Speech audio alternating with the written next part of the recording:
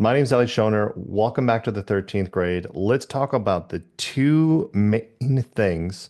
One, a formula, second, a concept that you need to understand if you want to hit financial freedom. Let's dive in.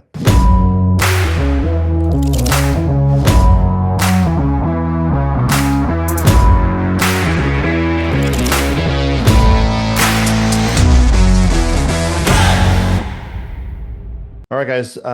Thank you for joining us back here. This is actually kind of a part two to our previous video about the cash flow quadrant.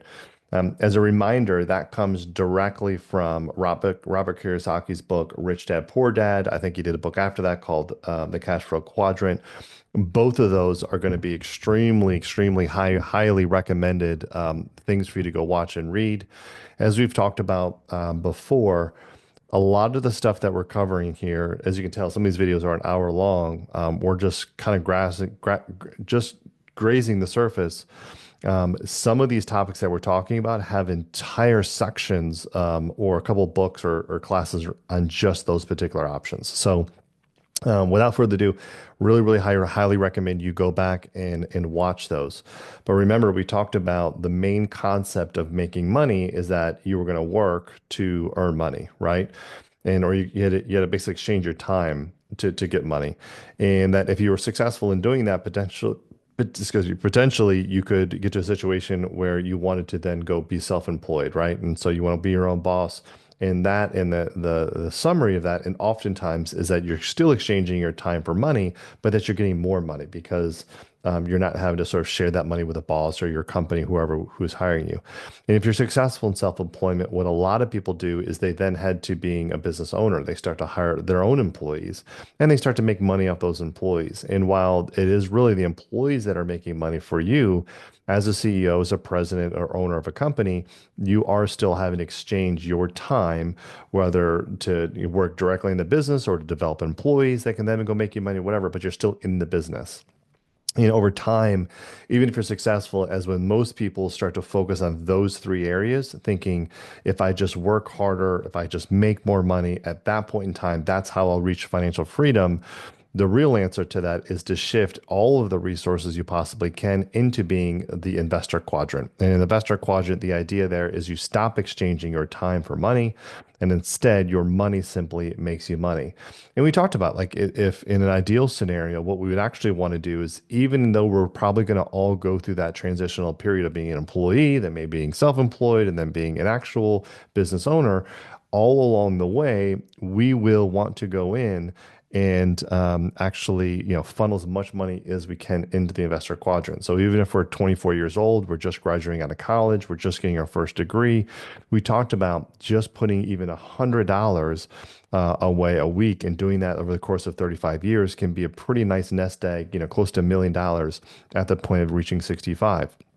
And then we went further. Remember, we talked about kind of the idea of the Starbucks coffee. And when I wrote the slides, it was actually the calculation was $5 for a cup of coffee. Now it's much more than that, $8. But even if just foregoing a $5 purchase every single day, if you had done that over the course of 35, 45 years, you could have close to almost $1 million, 600, 700,000, whatever it was as well. And so just the idea of even if you just combine both of those types of things and you said, listen, I got a good job. I'm making, $1,000 a week, $25 an hour. I'm going to save 10% of my check. I'm going to put that 10% away into like a traditional IRA or 401k. And then you also said, hey, I'm going to like not do these like little stupid purchases of, buying a coffee or whatever. And I'm going to put that away. You can end up just by doing those simple two moves, having a substantial amount of money in retirement and really being financially secure and financially just sound, not having to worry about money. The point is that the calculation that you really need to understand is and plaster up on your wall, whatever it is, write it down, take a picture of the screen, whatever it is. But it's the idea that earned income times ROI, so your return on investment times just the time equals the money that you're going to have. And so in that calculation, the way any good math problem goes, the more you increase one of the variables, the more you're going to get on sort of the equal sign side, the more on the money side. So If I earned a tremendous amount of income, but I didn't really get a whole lot of a return on investment, but I had a lot of time, I'd probably still be okay. If I didn't earn a whole lot of money, but I got really good return on investment, or I had a lot of time, I would still be okay. The sweet spot is to maximize all three, right? It's to make as much money as you possibly can, or to retain as much money as you possibly can, to find investments with the highest return on investment, and to do that for as long as you possibly can, because then you'll really have that big nice nest egg. So a couple examples, a couple of things I want to go into, and this is an important concept for you guys to understand. But in looking at these two individuals, you got the guy that's, I don't know, maybe the manager that's making $120,000 a year, and you got the sales guy that works maybe under the manager who's making 75, right? Of those, which one of these two individuals do you feel just on the surface are thinking like is more financially stable, is better off, right?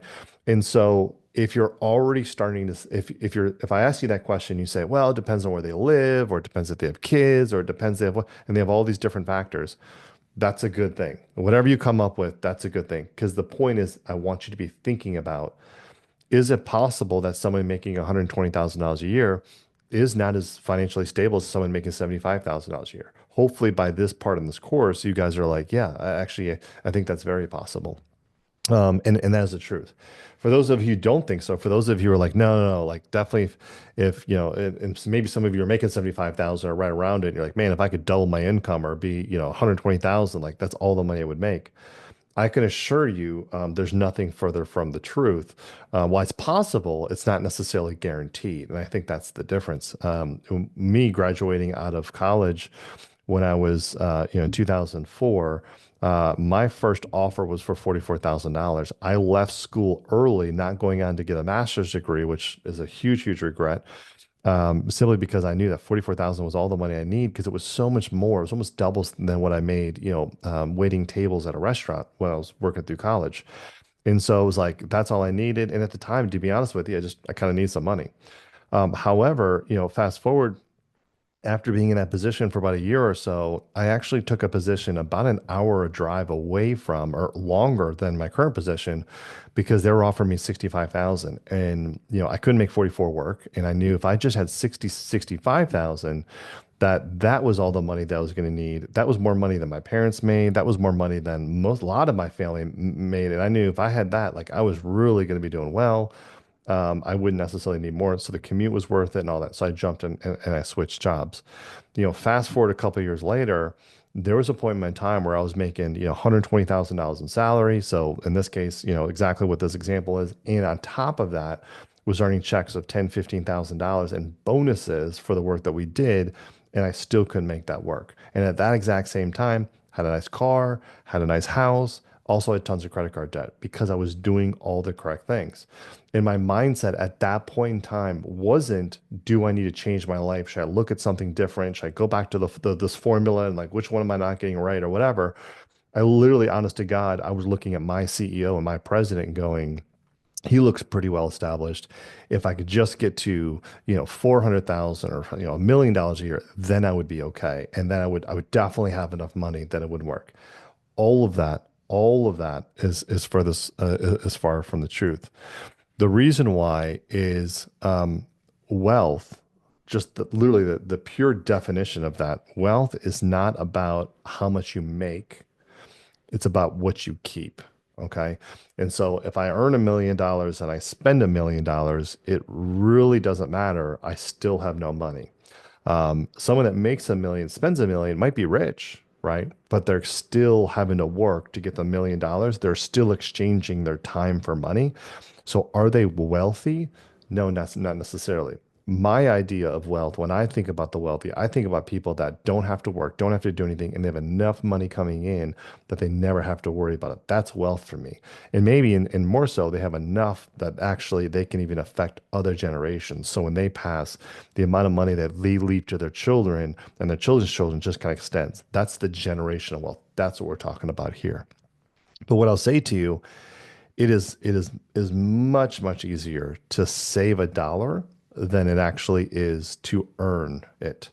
Or a better way to put it, it's much more beneficial for you to save a dollar than to actually go and try to earn it. Okay. At the end of the day, you only have so much time, especially for those that might have families and children that you need to go invest time with them. You only have so much time to work. And depending on your skill set and your education and whatever, there's probably only so much money you can make. So if you continue to live the lifestyle of saying, I just need to make more, I just need to make more hours, I can tell you that you're setting yourself up for failure because you will reach the pinnacle or the ceiling of what you can do. And I get it. A lot of people are like, no, I can just keep going. But you like doctors only still have a ceiling, right? Plumbers have a ceiling. Teachers have a ceiling what they make. So if you're going to bump up against the ceiling, what's your plan? Just to keep earning and working hard and like, oh, if I just work instead of 80 hours a week, if I could just figure out how to put another 10 hours a week in there, I'll get a third job or whatever. Again, guys, if there's one thing I could bestow upon you, it's never about the money. It is about the money because it is in that calculation, but it's not just about the money. It's about what you do with the money that you earn. And so the idea here to getting the sort of the maximizing into getting into financial freedom as quickly as you possibly can is again going back to the income, the formula of earned income times return on investment times time equals money is to maximize not one of those, but all three of those. If I make a lot of income, but I never do the investments early because I wait till my 50s when I do it, or wait till I'm 60 and then I go, uh-oh, I'm supposed to be retiring. I simply don't have enough time to make it work. I'm not going to have a good retirement. If I have earned income and I never put it into investments and I just spend it, well, there's no return investment or time. If I earn income but I just put it into savings account or hide it under a mattress and I'm not getting any return investment, but I leave it there for 30 years, I still don't have anything. Every component of this is very important. And instead of actually here saying earned income, what I should actually be saying is I should be saying income or leftover income. So what you actually have invest, money that you have to invest. Going forward, every single thing that we're going to talk about and the building blocks of it is how to affect one of these different components. That's it. There's nothing else. So the secret, it sounds stupid, but like the principles of the rich work their entire life looking at this formula and they're saying, how can I earn more? How can I get a bigger return on investment? And how long do I, how long can I do that for? Right? Just those three things. They're just focused on those three things. Again, doesn't matter if you're a doctor, doesn't matter if you're a plumber, real estate investor, stock trader, whatever. It's those three components. So one of the ways that we can maximize our ability is through something called leverage. And I'll back up for a second. The difference between the Dave Ramsey approach and the Grant Cardone approach is their willingness to use leverage. I think leverage is very important, and I teach leverage, one, because that's how I became wealthy. But I also teach leverage because the realistic situation is for a lot of people, if you're watching this when you're 35, you could have a decent amount of income. You could make some changes, live a little bit more frugal, start to put the money in investment. But if you're older, it's really hard to you can't really change the ROI part with being super risky, which you wouldn't want to do. And the time is too short, right? So you need to have lots of earned income. If you're already working two jobs, how it would be disingenuous for me to go to you and say, oh, just go make more. Your ROI, we're going to use about 8% everywhere we go. There's things that are better and worse, but we're going to use that 8% because if you're doing really high risky things, that's not good. And if you're getting really low investments because you're not risking, that's not good. 8% is a nice sweet spot. So and obviously time's important. But if you are a plumber, it'd be disingenuous for me to say, oh, well, you're making 60, 70, $80,000 a year, $100,000 a year. All you have to do is just make three times that. And then you'll solve all your problems. You'll give you the bigger figure. You'll delete this video, and that's that, right? And so the point is that the biggest way that most people are going to get out of their hole that they're in is through the use of leverage, with the associated of the risk of taking leverage, but with the idea that if they do things correctly, they can supercharge where they're going to go. Leverage is well, let's just talk about it. So the idea of using leverage is just basically using debt, taking out credit, right? Most people kind of understand this idea, and you've actually probably done it before, but you've never really considered the fact that you were doing it because That part of our financial literacy is just this is kind of the natural action, right? You're supposed to graduate high school, go to college, get a good job, get married, two and a half kids, buy a house, buy a car, whatever. When you go purchase a house, you're actually using leverage. And what I'll say to you is you're actually using leverage in much the way that the wealthy do it to build yourself generational wealth. In fact, the majority of self-made millionaires make it through the equity that they build in their house over a period of time. So an example of that, let's say you're renting and you're renting for $2,000 a month. And you might say to yourself, you know what? I no longer want to rent because if I keep renting at the end of 30 years, I'm not going to have a house. I'm not going to have anything. I will just kind of thrown away all the rental payments, right? And so a lot of people are taught like, no, you should go buy because if I make payments into something, if I own that particular asset or do a mortgage, I own it, that particular asset or have control of it, right? Let's use the proper language. Over time, if I pay back that loan, I'll have the asset. So I'm not throwing money away and maybe that asset will grow.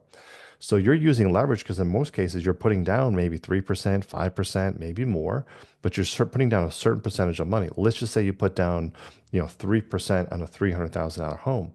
Well, you're putting down 9,000, 3% times 300,000. You're putting down $9,000 in the home, but you're getting access to 300,000. That money is multiplying to you drastically. That 300,000 is going to the seller of the home so you can purchase the home and you're moving into it.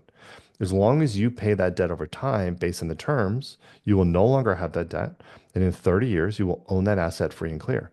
So how much did that debt, if so in a sense, you've now retained that. Where wealth comes into play into that, because you're like, well, I still pay $2,000 a month and I still paid that every single year. So I didn't really gain much money. I kind of just saved it. Well, that asset is actually growing in value every single year, right? And 3 to 5%. If you buy a house today, 30 years from the house 30 years from now, that house is going to be worth double, let's just say, right? And so the idea is like you put down 9,000, you got access to 300. That 300 getting a return on investment on the house every single year, which is the end appreciation of that property, let's say 3 to 5% in 30 years time, you got now the house is worth 600,000. And if you sold that house for 600,000, you will have that money. You only paid in 300,000, right? Plus a little bit of the interest. I get it. But you basically bought the house for 300, but now it's worth six. You gained equity. You gained wealth, right? And again, I know that there's interest there and so forth. But the point is you understand leverage because you understand the idea of putting down a little bit, a down payment to get access to a lot. It's the same thing, and I want you to think about the utility of this is in purchasing a car. You'll hear people say, "Oh, you don't want to purchase a car as a depreciating asset, never get a loan, only buy cash." Well, that could potentially be true, but let's just look at the utility of it. You put down, say, $3,000 on a car, on a $30,000 car. You put down 10%. You're getting access or control of that particular vehicle. That vehicle could be doing multiple things for you. It could be the vehicle that you use for your plumbing company. It could be, but the use of leverage, because you don't have the money right now, the use of leverage or the access to money now allows you access to that vehicle now, which allows you to then go do something, which allows you to make money, more money than you would have had if you didn't have that. So you're using leverage as a utility, as a tool to get access so that you can make more money. If you understand kind of some baseline of figures of that, you'll understand leverage and how the wealthy use leverage to grow massive, massive generational wealth. And I'll leave you with this, and this is a great example of, and maybe do the calculation. Would you rather have $40,000 saved, let's say in a traditional IRA, and be getting 8% off of that, right? Or would you rather have $2,000 in the bank and be receiving 3% off of that? Okay. And so the reason why I say that is because that's kind of the difference between, buying, between leverage, right? If I put down, $40,000, I could put that in a traditional IRA, for example, right? And that IRA is going to grow at 8% a year over time. That's going to be a nice chunk of money. However, if I took that 40,000, I put it down on a property, I now have 200,000 attached to me that I control. And even if that house appreciated 3% every single year, the amount of appreciation, 3% against 200 and how that compounds, 8% of 400, I'm going to be ahead on the 3% all day long. So, before we get into some building blocks of how we get to this point where we can maximize earned income, ROI, and time, I just kind of want to do a little bit of recap, and I'm just going to sort of read through these slides so I get it correct. It's very, very important that you understand these kind of course concepts that financial freedom is about maintaining or paying for a desired lifestyle without having to earn income through work, your time. So think of cash flow quadrant from Robert Kiyosaki, but just think from the fire number, retirement, and financial freedom, your ability so you don't have to work and worry about money is about you not having to exchange your time for work, which means you're not working, which means you need some sort of amount of money coming in to pay for your desired lifestyle. Your desired lifestyle determines how much money you'll need set up to achieve financial freedom. So if you are an individual and you say, hey, I only need to make $40,000 a year because I'm going to live as a nomad and I'm just going to backpack and I'm going to live on the cheap and I just don't need a whole lot to sustain my lifestyle, you'll need a lot less. You'll have to do a lot less of the earning and the income and the return on investment and the time. You'll have to do a lot less of that, or you'll hit financial freedom even quicker. If you are a person that says, no, I need a huge lifestyle, you're going to need more income, you're going to need more return on investment, or you're going to need more time to get to that larger nest egg. So you'll need to work to make you'll need to work to make money. If you invest the money you make, your money will make you money. Once the money you make from investing is equal to or greater than your living expenses, you have achieved FIRE, being financially independent with the ability to retire early. The more money you invest, the quicker you'll reach FIRE. Remember, because we're just talking about that calculation, we're increasing the earned income or the money invested part. The longer your money is invested, the more money you'll make. If my investments are making 8% a year, of course, if I'm leaving them in there versus taking the money out, I'm just going to keep getting 8%. And it's going to keep compounding. More money can be attained through leverage, right? Or like which is credit. More money can also be achieved by spending less or by working more. And so what I mean by that is if you have a certain amount of money and you don't, the first thing you should do is like, hey, can I take a second job? Could I do something else? Can I get a raise? Like you're always thinking about that, right? But then after that, you reach a threshold where you're like, well, no, I still need to get my hands on more money so my money can grow. How do I do that? Leverage can do that. And finally, it is much easier to save a dollar than it is to earn it. Or I will say to you, it's much more favorable to have be saving than to be trying to earn extra money. The Dave Ramsey method, which is completely okay with way to go, it says that you should pay down your debts, have zero debt, and you should save and invest in stocks and things like that, usually like an IRA, index fund, or whatever. And when you have enough stock to pay for your expenses based on a 4% rule, you can retire. So I know I need to make $60,000 in retirement. In order to do that, I'm going to need to save a certain amount of money in, like, say, an index fund or a mutual fund. So if I can save $1,000, I can take a 4% of that each year, or $40,000. That combined with Social Security will get me to about that $60,000 I need every year. The cash flow says you save and invest in assets, and we want to be diversified, and we do that. We'll talk more about that. And when you have enough cash flow to pay for your expenses, you can retire. And then remember, we always want to discount our cash flow. And so that scenario is that instead of staying in the employee, self-employed business standpoint, we're trying to put as much money as we possibly can into the investor standpoint. That investor standpoint isn't necessarily just with stocks per se, but it's usually into some kind of asset, a business, real estate, things like that, that provide a consistent cash flow. And if I invest in a business and I'm getting, say, 10% of the profits, I'm usually going to get a consistent amount of money every single month. That's going to be the same or maybe increase, right? If I put money into real estate, I'm generally getting cash flow in that there's a difference between what I'm renting the property for versus what the mortgage is or all the overhead, the other expenses. So that's consistently coming in. And when that income is consistently large enough to pay for my lifestyle, I can no longer work, with a small caveat that we will discount that cash flow because of fluctuations in business and the rental market and so forth. So I'll leave you with this. And this is very, very important going forward, is you have to um, uh, you're in a position where you're going to have to choose your suffering. Okay. And what I mean by that is you are going to either make the determination, like if you need earned income to then invest in, to then, to get a return investment to, for as long as period you can, so you have this nest egg of money that you need, you got to figure out the earned income piece or what's the net, right? If you're currently living right now, paycheck to paycheck, and you're earning and you're consuming and earning and consuming, meaning you're making $1,000 a week and you're spending $1,000 a week, the rest of the formula will never work. You'll never reach financial freedom. You're going to struggle your entire life because you're paycheck to paycheck and you're only one catastrophic thing from being completely ruined, being that you have to run to a credit card or you have to run somewhere else to pay for that particular thing, right?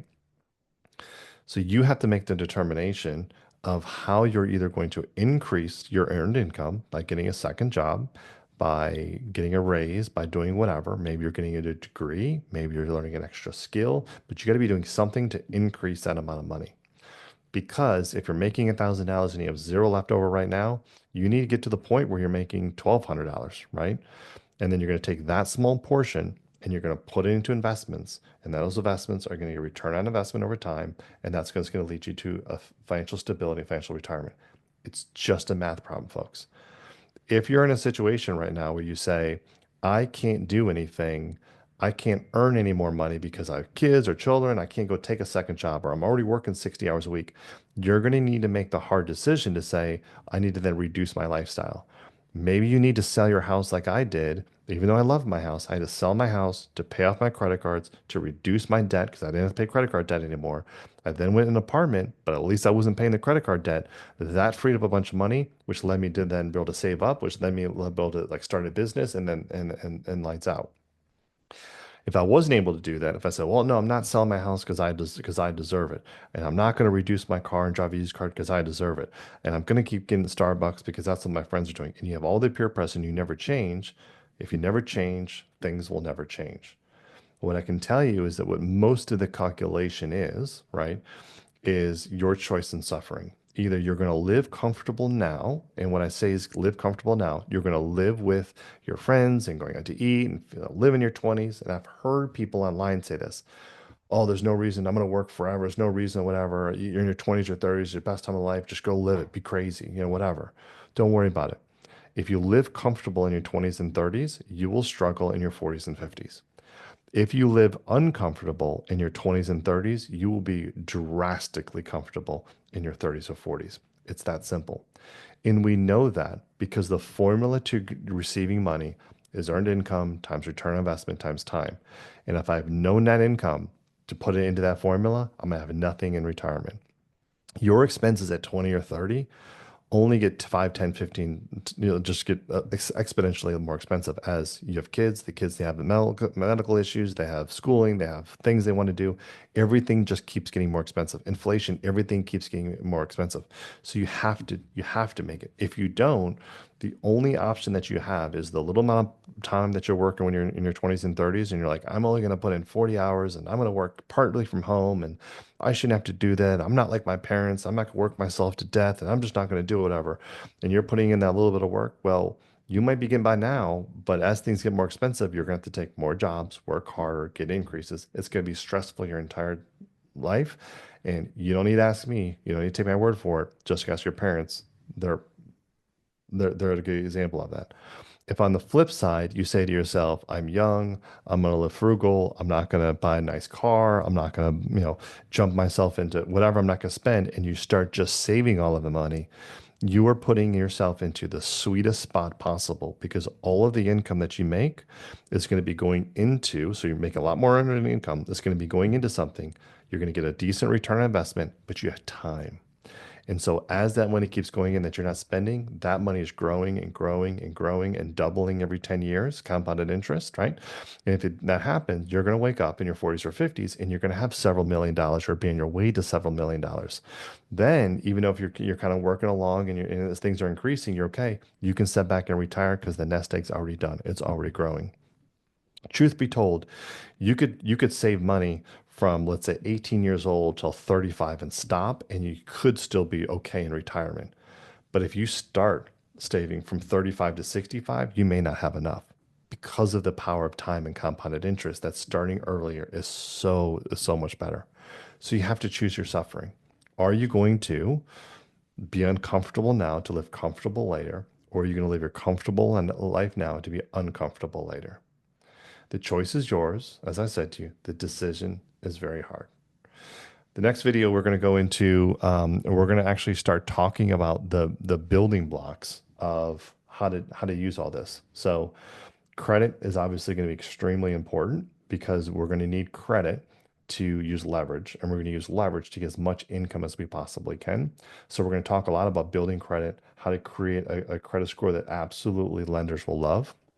Once we've done that, then we're going to go in and we're going to talk about the different ways that you can actually earn income, not just necessarily from a 9 to 5.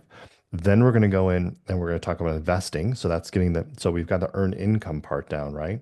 So we got the leverage down because we're going to earn income. We're going to use leverage to do that. So we're going to have this big, nice nest egg of money, or ability to get a nest egg of money. And then we say, like, so how should we invest that? What should we be putting that in to get to maximize the return on investment? And then once we get through all of those, I'm going to really piss you off. And we're going to start focusing on the number one way that you should be investing with the idea with taxes involved. So we're going to talk about, again, earning income, using that income with good credit to get leverage, to get access to more income, what investments we're putting those into, how we put those investments with the considering taxes, and how that can supercharge and move you from nothing to something in a very short period of time, and ensure not only that you live a comfortable lifestyle, but you live a lifestyle of utter and complete abundance in your generational wealth. Until next time.